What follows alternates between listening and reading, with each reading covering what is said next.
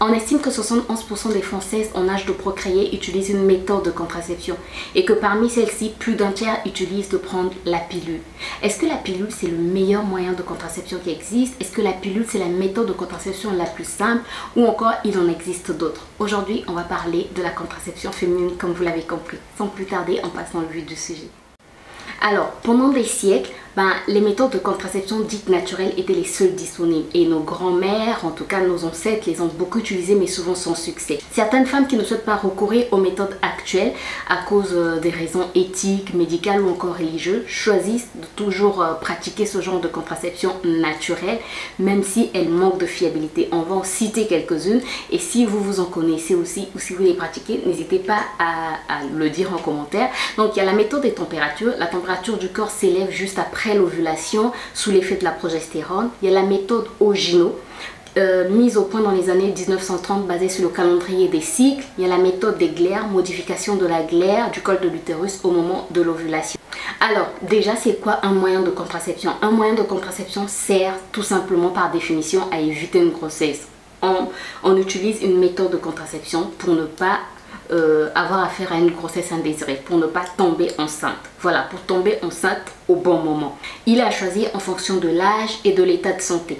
Bon, après d'autres facteurs aussi peuvent rentrer en ligne de compte. Aussi, il n'existe pas de contraceptif meilleur qu'un autre. Chaque femme doit pouvoir trouver celui qui lui convient le mieux. Donc, c'est à vous de discuter avec votre gynécologue et votre partenaire pour savoir quel est le contraceptif qui conviendra le mieux à votre couple. Les différents moyens de contraception pour les femmes. Alors, il y a la contraception hormonale, la pilule que tout le monde connaît. Je pense que presque tout le monde connaît la pilule. Après, il y a différentes pilules. Il y a les pilules progestatives, il y a les pilules où on trouve de l'oestrogène et de la progestérone. Bref, il y a des patchs, il y a des implants, il y a des injections, il y a comment ce qu'on appelle comment ça s'appelle, le SIU, le stérilet hormonal. Voilà, le stérilet hormonal qui va injecter des hormones. Et puis il y a les moyens de contraception mécanique, c'est-à-dire par exemple les stérilets au cuivre, le préservatif, la cape ou le diaphragme.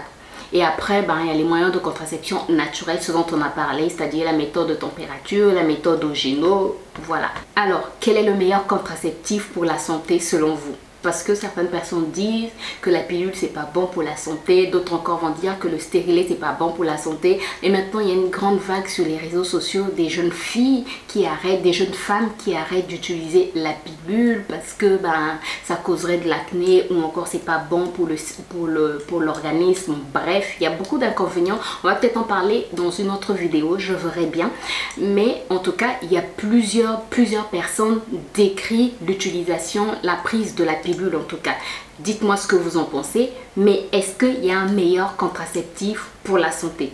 Comme tout produit médical, il faut savoir que les contraceptifs peuvent avoir des contre-indications ou encore des effets secondaires. Par exemple, la contraception d'une femme de 40 ans ne va pas être de celle d'une jeune fille de 20 ans, ça sera différent.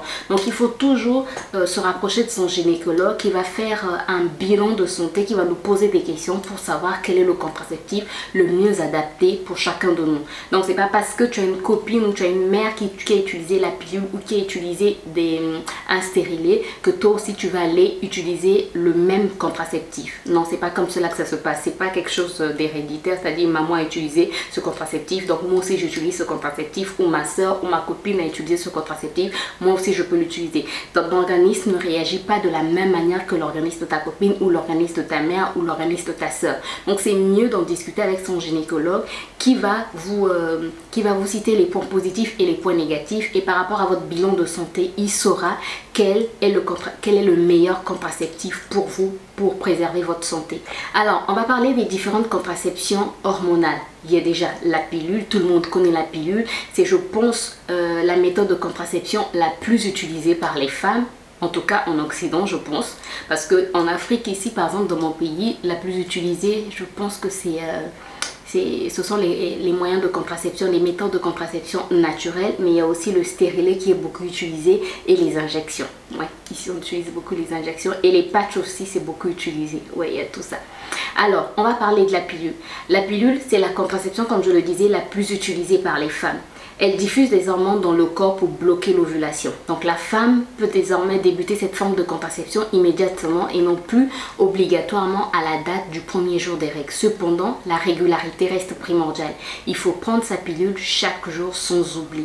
C'est ça en fait la contrainte de la pilule. Chaque jour, il ne faut pas oublier, il faut la prendre. Après, on a parlé des désagréments des gens qui décrivent la pilule, que la pilule a beaucoup d'effets. Je ne voudrais pas en parler dans cette vidéo parce qu'aujourd'hui, vraiment, j'ai envie de mettre l'accent sur les différentes méthodes contraceptives qui existent. On a le patch contraceptif. Le patch contraceptif agit de la même façon que la pilule. On le colle sur sa peau pour 3 semaines et on en utilise un nouveau chaque mois. Donc le patch a l'avantage pour la femme d'être une contraception moins facile à oublier. Tu le poses plutôt et basta, c'est terminé. Tu en as pour 3 semaines, c'est terminé.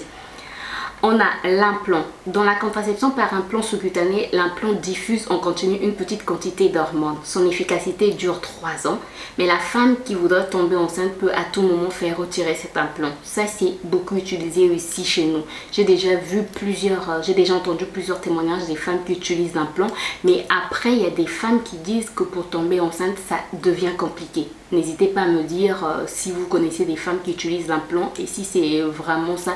Mais en tout cas, moi, j'ai entendu des témoignages plutôt des femmes qui avaient des difficultés à tomber enceinte après avoir utilisé un implant. Alors, il y a aussi les injections. Les injections d'hormones peuvent aider les femmes qui ne supportent pas la pilule comme moyen de contraception. Ici aussi, il y a des femmes qui utilisent des injections, mais comme je l'ai dit tantôt, comme pour l'implant, il y a plusieurs femmes qui m'ont donné ce témoignage qu'après ils ont eu du mal à tomber enceinte. Il y a aussi le stérilet ou le dispositif intra-utérin sans hormones ou encore le SIU, le stérilet hormonal, qui est placé dans l'utérus par le gynécologue ou la sage-femme pour une durée de 5 ans environ. Il peut néanmoins être retiré avant en cas de désir de grossesse ou tout autre motif.